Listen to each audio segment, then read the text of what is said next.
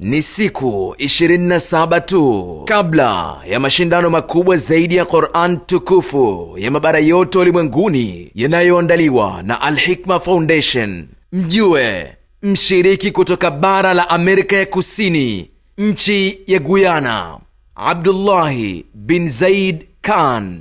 Qur'an ni ncha kwa ncha, bega kwa bega, mkono kwa mkono, mguu kwa mguu, hadi kwa Mkapa.